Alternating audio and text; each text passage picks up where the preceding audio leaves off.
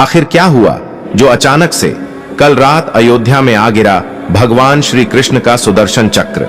जी हां दोस्तों, यह घटना कल रात अयोध्या में घटित हुई है, जिसे देखने के बाद ऐसा लगता है कि मानो देवताओं की सीधी कृपा अयोध्या पर ही पड़ रही है।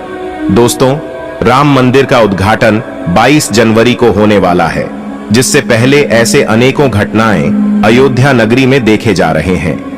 आने वाली 22 जनवरी को अयोध्या में भगवान श्री राम की प्राण प्रतिष्ठा होने वाली है, जिसके चलते वहां पर तैयारियां जोरों शोरों से हैं और देश भर में भी अयोध्या राम मंदिर बनने की खुशी पूरे देश पर छा। हेलो दोस्तों, नमस्कार, प्रणाम। जैसा कि आप लोग वीडियो में देखा कि अयोध्या में सुदर्शन चक्र उतर आया है। अगर आप पक्के सनातनी हैं तो वीडियो को लाइक कर दीजिए और चैनल पर नए हैं तो चैनल को सब्सक्राइब कर लीजिए। अयोध्या में प्राण प्रतिष्ठा ज्यों-ज्यों नज़दीक आ रहा है, त्यों-त्यों एक से एक चमत्कार हो रहे हैं। अयोध्यावासी खुशी से झूम रहे हैं कि ऐसा चमत्कार कभी नहीं देखा। वर्षों की तपस्या आज पूरी हो रही है। सन 1992 से यह झगड़ा चला आ रहा था, लेकिन हमारे देश के प्रधानमंत्री ने इस झगड़े को ही समाप्त कर दिया। आज रामलला का मंदिर तैयार हो गया, जो कि 22 जनवरी को उद्घाटन है। ऐसा लग रहा है कि साक्षात भगवान राम आ गए हैं। उधर प्रभु श्री राम जी के जितने भी भक्त हैं और जो प्रभु को चाहने वाले हैं, बारी बारी से सब प्रकट हो रहे हैं। दोस्तों 12 जनवरी की रात में सुदर्शन चक्र जब आकर गिरा, पहले तो ऐसा लगा जैसे पूरी धरती ही कांप उठी है। चारों तरफ प्रकाश ही प्रकाश था और एक बड़ा विस्फोट अयोध्या में हुआ। सभी लोग दंग रह गए। आखिर मंदिर परिसर में ऐसा क्या हुआ कि इतना प्रकाश हो गया। सभी लोग मंदिर की तरफ दौड़े तो देखा कि एक दिव्य अस्त्र, जिसका नाम सुदर्शन चक्र है। सुदर्शन चक्र को देखकर सब नतमस्तक हो गए। बोले कि यह भगवान राम का चमत्कार है। विष्णु के अवतार माने जाने वाले राम जी हैं, जिनके पास गदा, चक्र, त्रिशूल और धनुष है। जिस समय सुदर्शन चक्र वहां गिरा, भारी संख्या में भीड़ वहां एकत्रित हो गई। वे सभी जय श्री राम के नारे लगाने लगे। पूरा मंदिर राम नाम के जयकारों से गूंज उठा। वहां पर ढेर सारे टीवी चैनल वाले और पत्रकार वहां पहुंच गए। आखिर ऐसा संभव कैसे हो सकता है? परंतु उस नज़ारे को देखने के बाद भगवान श्री राम याद आने लगे, जो कभी झोपड़ी में गुजारे। आज उनका भव्य और आलीशान मंदिर बन रहा है। 22 जनवरी को सबके बड़ी बेसब्री से इंतजार है, क्योंकि 22 जनवरी को भगवान राम की प्राण प्रतिष्ठा है और उस दिन कई हजार लोग वहां एकत्रित होंगे। वहां पर चौकसी व्यवस्था की गई है ताकि किसी को कोई दिक्कत परेशानी ना हो। कई सुरक्षा गार्ड लगाए जाएंगे। दोस्तों, सुदर्शन चक्र भगवान विष्णु का अस्त्र है, जो कि कृष्णावतार में कृष्ण जी के पास था।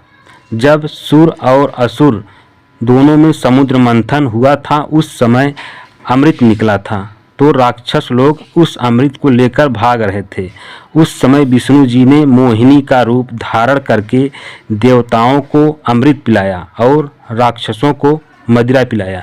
लेकिन एक राक्षस ने इस कृत्य को देख लिया और अपना रूप बदलकर देवताओं में बैठ गया। जैसे ही वह अमृत पिया उसके गले तक गया, वैसे ही भगवान विष्णु ने सुदर्शन चक्र से उसका गला काट दिया। भगवान विष्णु ने असुर का वध करने में और देवताओं की रक्षा करने के लिए सुदर्शन चक्र धारण किए। कहा जाता है कि भगवान विश्वकर्मा की बेटी का विवाह भगवान सूर्य से हुआ था।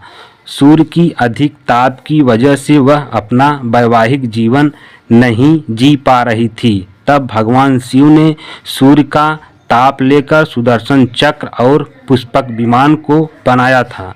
भगवान विष्णु को सुदर्शन चक्र प्राप्त होने के संदर्भ में एक अन्य कथा का भी उल्लेख मिलता है। बीतमन्यु नामक ब्राह्मण थे। उनकी पत्नी का नाम धर्मशीला था। वे सदाचारी महिला थी। उनके पुत्र का नाम उपमन्यु था। वे लोग इतने गरीब थे कि अपने पुत्र को पिलाने के लिए दूध तक नहीं था। वह अपने पुत्र को चावल का धोवन दूध के रूप में पिलाती थी। एक दिन वह अपने माता पिता के साथ किसी भोज पर गया, जहाँ पर उसने दूध की बनी खीर खाई। तब उसे दूध के स्वाद के बारे में पता चला। उसके बाद अगले दिन बालक ने असली दूध की मांग की और चावल के धोवन को पीने से इनकार कर दिया। उसके बाद धर्मशिला ने बताया, तुम विरूपाक्ष की सेवा करो। उसकी माता ने आगे बताया कि श्रीदामा प्राचीन समय के एक महान असुर राजा थे। उसकी प्रताप इतना तेज था, उसने अपनी ताकत से तीनों लोगों को अपने बस में कर लिया था और विष्णु की कुर्सी को छीनने का प्रयास करने लगा। इस वजह से विष्णु भगवान भी भयभीत हो गए थे और कैलाश पर्वत पर जाकर एक पैर की उंगली पर खड़े होकर भगवान शिव की आराधना करने लगे। 1000 साल तक तपस्या करने के बाद भगवान शिव प्रसन्न हुए और विष्णु को सुदर्शन चक्र प्रदान किया, जिसकी मदद से भगवान विष्णु ने राक्षसों का संहार कर सके।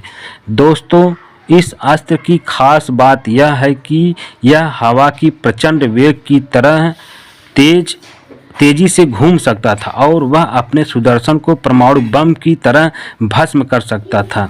यह चांदी की शिलाओं से निर्मित है। इसके चारों ओर त्रिशूल लगे हुए हैं। इसके अत्यंत विषैले विष होते हैं। इस अस्त्र को बनाने की विधि को गुप्त रखा गया है ताकि कोई इस विधि से ऐसा अस्त्र न बना सके।